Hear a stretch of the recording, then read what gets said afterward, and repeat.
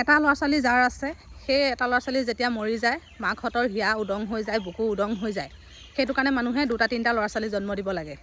যদি এটা মৰিও যায় তেতিয়া মাকহঁতৰ বা বাপেকহঁতৰ অন্তৰ দুখ নালাগে বা হিয়া উদং হৈ নাযায়। তেনেকুৱা বুলি ভিডিঅ' এটা ৰাতিপুৱা শুই উঠি চকুকেইটা মেলিয়ে ভিডিঅ'টো পাইছোঁ। ভিডিঅ'টো কোনো গাভৰু বা বোৱাৰীয়ে নহয়, এগৰাকী যথেষ্ট বয়সীয়াল মানুহে সেই ভিডিঅ'টো দিছে যে মানুহে আজিকালি দুটা তিনিটা সন্তান জন্ম দিব লাগে, যে নহ'লে যদি এটা হয় কেতিয়াবা যদি মৰি যায় তেতিয়া মাকৰ বাপেকৰ হিয়া উদং হৈ যায়, তেনেকৈ বুলি কৈছে দেই।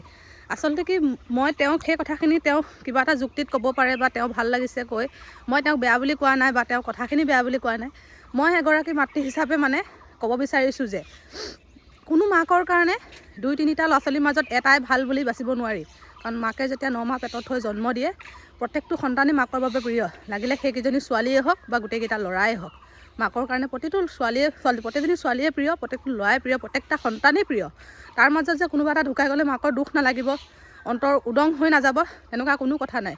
যেতিয়া নিজৰ মাকৰ এটা সন্তান জন্ম দিয়াৰ পিছত যেতিয়া এই পৃথিৱীৰ পৰা নোহোৱা হৈ যায়, প্ৰত্যেকজনী মাকৰে যেতিয়ালৈকে চকুকেইটা মুদি নাযায়, এই সংসাৰ ত্যাগ নকৰে, তেতিয়ালৈকে সেই মাকৰ সেই সন্তানলৈ মনত পৰিয়ে থাকে। কিন্তু তেওঁ যে সেই কথাটো কৈছে যে দুই তিনিটা সন্তান জন্ম দিব লাগে, এটা মৰি গ'লেও একো হেৰি নহয়, দুখ নালাগে, হিয়া উদং নহয়, বুকু উদং নহয়।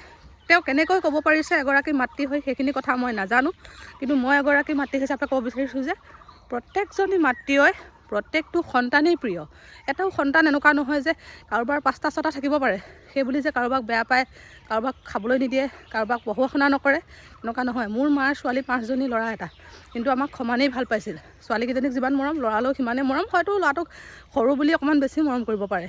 কিন্তু এনেকুৱা নহয় যে তাক যে বেছি ভাল পায়, আমাক বেয়া পায়। কিন্তু তেওঁ যে সেই কথাষাৰ ক'লে দুই তিনিটা সন্তান জন্ম দিব লাগে, হেৰি নহ'লে বোলে কেতিয়া কি হয় কোনোবা এটা কিবা হ'লেও মাকৰ দুখ নালাগে। আচলতে সেইটো সম্পূৰ্ণ বেয়া লাগিল মোক শুনি। কাৰণ প্ৰত্যেকজনী মাকৰে গোটেইবোৰ সন্তানেই প্ৰিয় হয়। আৰু কোনোবাই বহুত কিবা প্ৰব্লেম থাকি ল'ৰা ছোৱালী জন্ম দিব নোৱাৰে, কোনোবাই দুটাতে সামৰি দিয়ে, কোনোবাই এটাতে সামৰি দিয়ে। কাৰণ সকলোৱে ঘৰত ল'ৰা ছোৱালী চোৱা মানুহ নাথাকে বা চোৱা চিতা কৰা, ডাঙৰ কৰাত অলপ অসুবিধা হয়, সেইটো কাৰণে জন্ম দিব নিবিচাৰে। বহুতো প্ৰব্লেম থাকে ল'ৰা ছোৱালী জন্ম দিয়াত, জন্ম নিদিয়াত, জন্ম হোৱাত নোহোৱাত, কিছুমানৰতো সন্তানৰ মুখো দেখা নাই। তো তেনেকুৱা কথাবোৰ মানে ক'লে ভাল নালাগে। কাৰণ মোৰ এটা ল'ৰা বহুত বেছি ভাল পাওঁ, কাইলৈ যদি মোৰ দুটাও হয় তেতিয়াও ভাল পাম, তিনিটাও যদি হয় তেতিয়াও ভাল পাম। কাৰণ 9 মাহ পেটত থৈ ইমান আশাৰে এটা সন্তান পৃথিৱীলৈ আনো, প্ৰত্যেকজনী মাকৰে প্ৰিয়। তাত মানে দুটা তিনিটা হ'লে এটা মৰি গ'লেও দুখ নালাগে, তেনেকুৱা ধৰণৰ নহয়। যেতিয়া মাকৰ সন্তান এটা মৰি যায় প্ৰত্যেকজনী মাকৰে দুখ লাগে।